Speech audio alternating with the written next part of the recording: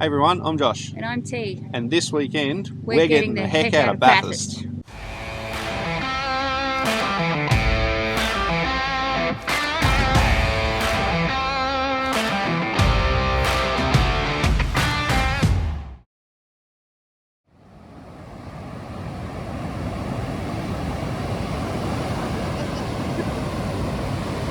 Hey everyone, I'm Josh. And I'm T. And this is J&T's Journey. And well, we're not in Bathurst anymore. So we've decided to pop away for the Easter weekend. The kids are with their dad this weekend. So and the 6-hour race is on. Yeah. We're not exactly big motor enthusiasts, so it's a good opportunity to get out of town while it's busy. Yeah, we like to get out of Bathurst whenever they have the races on, because the races just bring a whole other element of people to the town that we're not really interested in. So we've ducked down to the coast. We're currently walking around a park in Moruya. We're camped at the Moruya North Head campground, and we'll show you a little bit around what we're up to this weekend. So we've just popped up at the markets, and we saw this little white plane taxiing in. Turns out that every weekend the markets are on, you guys pop down here and offer some scenic flights. So tell us who you are and where you're based and how people can get in touch. So hi, I'm Daniel. I'm one of the pilots at South Coast Seaplanes. We're located in Moruya down the south coast of New South Wales. You can get in touch by going onto our website, and we offer scenic flights down the lovely south coast, ranging from short little scenic flights for families to oyster farm tours and picnics, as well as dine-outs at Moruya, which is a lovely coastal town just south of here. Yeah, cool. All right. Well, thanks for showing us around the plane. That was cool to see, and yeah, we'll see how we go. I don't think we'll go for a fly today, but we're definitely going to be back. You'll have to come back and do it at some point. Yeah, we might dump the dogs with the kids, and my wife and I can jump in with you. So no worries. All right, we'll see you next time. Right, thanks. Well, that didn't last quite as long as I had expected it to. I am back in the car. T decided that she wanted to get herself a henna tattoo, which is pretty cool. Like she's got a design in mind that she wants to get done. So while we're here, we'll do that. And when T decided to get that done, I took the dogs. And the market is great, but it is Easter weekend. I feel like this would be a better one to come visit when it's not Easter weekend, because there are dogs and people everywhere. Like, it is super, super busy. Most of the market vendors here don't take card either, which is a problem for us because we don't usually carry cash. We just use our cards for everything, and I know that there's a whole bunch of debates over whether you should use card versus cash. We are definitely card people. That's what we prefer, and so that's what we carry. So if you're going to come check out the Moruya markets, definitely worth having a look. Absolutely worth having a look. There's some beautiful stalls, there's some great stuff, and there's some excellent food. We grabbed some caramel donuts and some flatbreads and stuff. But if you're going to come here, make sure that you do bring cash, because you will need cash to have a look at these markets. I'm not sure where we're headed after this. I think we might head back to camp, and we've got a bunch of other little bits and pieces to do. We haven't really done much the last couple of days, so we've got some tidying to do around camp and stuff. And we'll check in again shortly. What do you got there? A freakingly awesome caramel donut. And trust me, after walking around in this chaos, you need it. You need that sugar hip. And what's on your hand? This is henna art. I wanted to get a tattoo on my hand one day, and I thought this is a good test run. The lady makes everything herself, down to, obviously not the powder, but all the ingredients she puts together herself, even the little squeezy bits that she uses to put on it. And yeah, they do a lot of little things at their store, Oracle gifts. But yeah, I think it's beautiful. It's one design, never the same design. And I think I might get a tattoo like these that my boss will absolutely hate. But you know, and it's unique. They're very pretty. And this lasts about a week or two, depending on if I take care of it. And you know I will. And that's us done with the Moruya Country Market. Just a little bit too people-y, a few too many dogs around. It's a great little market, but I'd just suggest if you're going to come down here, don't do it during the school holidays. Don't do it with dogs. Well, you can do it with dogs, but it's maybe just one. It's too busy today, honestly, to have the dogs through there is just a little bit too much for both of us. I think ideally we should have got here when it opened at 7:30 just to beat the crowds, because we did miss out on seeing a lot of stuff, mainly because the dogs were being the dogs. So yeah, definitely get here a bit earlier, I think, or towards the end. We did get some nice stuff, but now we're heading over to check out the Mossy Point boat ramp. We did see a little stingray in the river next to where we're camping. We'll flash up some footage of that yesterday while we were going for a little wade through the water, but apparently the boat ramp up at Mossy Point is absolutely teeming with them. So that's only about 10 minutes away, so we're going to head up there and check that out and see what we can find. We've pulled up here at Mossy Point boat ramp, and there are a lot of people here, but there are people in the water, so that gives us hope that there might actually be something to check out. Oh, see it? Oh, wow. Again? Ready, set. Ah, they're feeding them. That's cool. Oh, huge. Wow. Whoa. Look at that.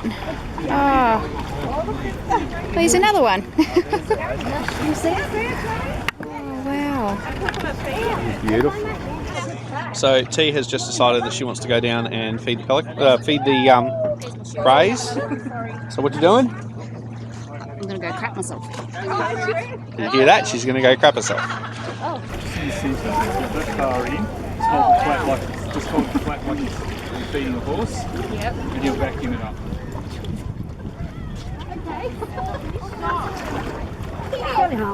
Here comes a slightly smaller one. Just hold it. There we go. Just get out. I was going to move. You'll find it.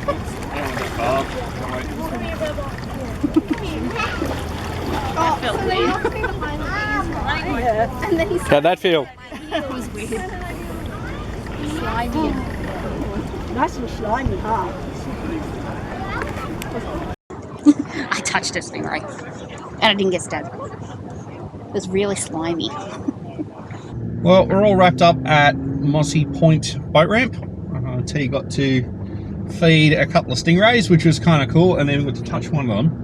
Pretty slimy. They were pretty big. Slimy but satisfying. They were pretty big. They were huge. They were probably a metre across, and another metre for their and another metre for their tail. Like they were pretty decent size. We're on our way now to go check out a little hidden secret here in Moruya. I did try to find a location of this place online, but everything is a bit light on details. Yes. Apparently there's an old abandoned World War II communications bunker, so we're meeting up with some friends and they are about to take us out there. So we won't reveal the location, but we will show you what we find when we get there. Please don't forget to Like, subscribe, and share this video don't forget to turn on all notifications. so you don't miss out on any other videos. We've pulled up just off the highway and we're walking in now. It is drivable, but we don't know where we're going, so we're just playing follow the leader. Here it is. So apparently these were old World War II communications bunkers, and they're not far from the airport, but not directly at the airport. And the reason that they put them here is because if the airport ever got attacked during World War II, the comms bunkers were far enough away, and the transmission towers and stuff were far enough away that it wouldn't cause the comms to go out, which is pretty clever. Now apparently there are a whole heap of these through here. I don't know if we're going to go looking for any more, but we'll certainly have a little bit of a look around. I don't know if we're going to go too far inside, but yeah, definitely very, very cool. And if you didn't know it was here, you would never know it was here. Just a tip, if you're going to come in here, make sure you put the bug spray on first so that you don't have to send your wife back to the car to go grab it. Thanks, T.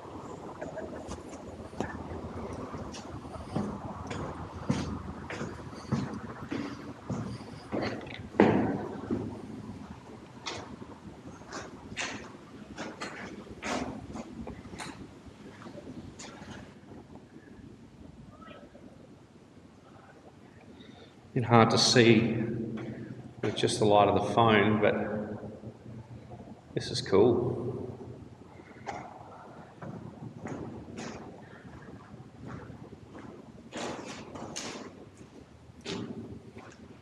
This looks like it might have been a hidden entrance. There's definitely a ladder there.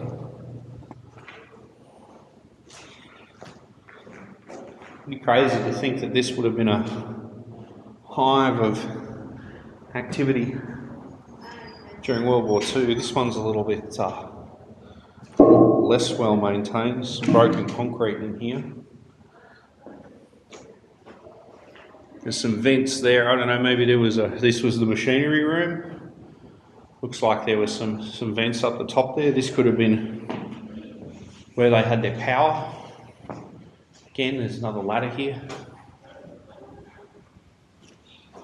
But judging by the fact that this room's got a whole bunch of floating slabs on the floor, what looks like a couple of big vents, I reckon this was a machinery room, and the other one was the actual comms room. This is really cool.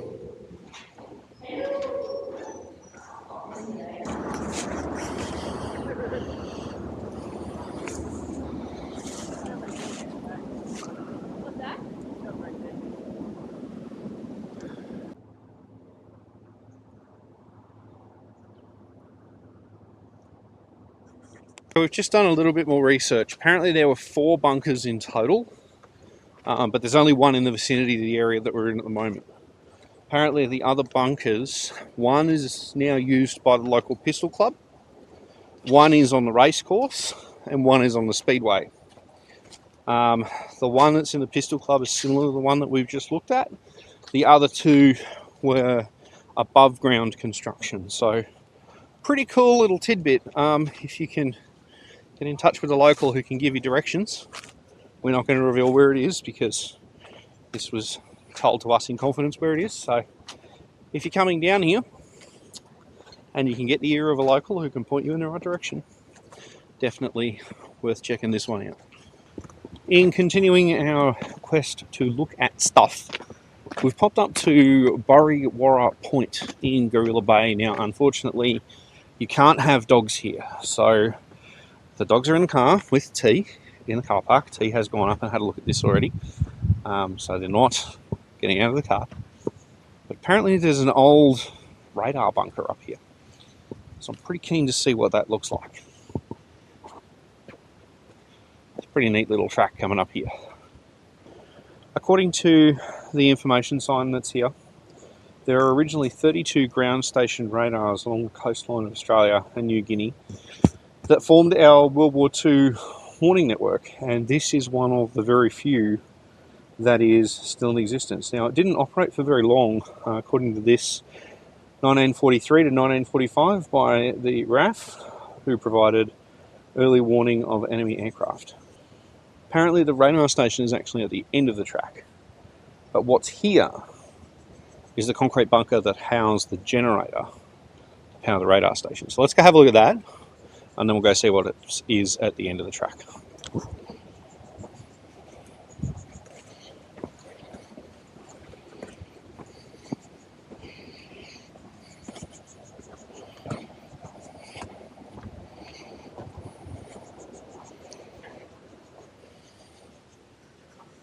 That's a pretty cool little thing. So this would have had a generator in it, and presumably they built the bunker to protect the generator. Still in reasonably good nick, considering how old it is.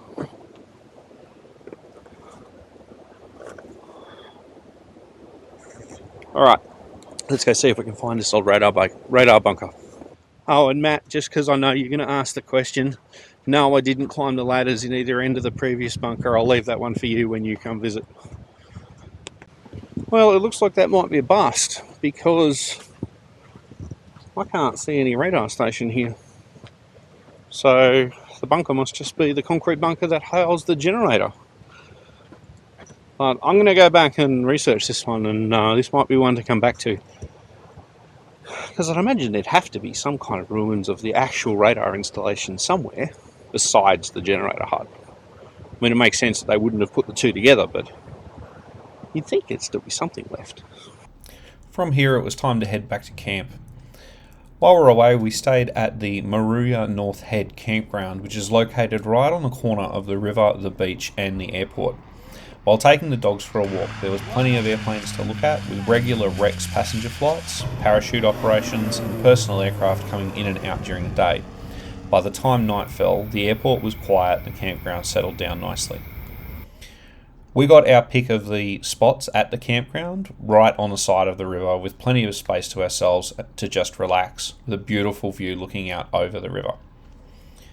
On the bunkers that we looked at earlier in the day, we did a little bit of research, and it turns out at the second location in the radar station area, there used to be a huge military camp to support the radar station. However, it's all slowly been lost to time, with only the concrete generator bunker left. Make sure if you do spend some time here, you make sure to take a walk along the beach, spend your time, enjoy the views, but be aware that the breakwater wall and the section of the beach right next to it is not dog friendly.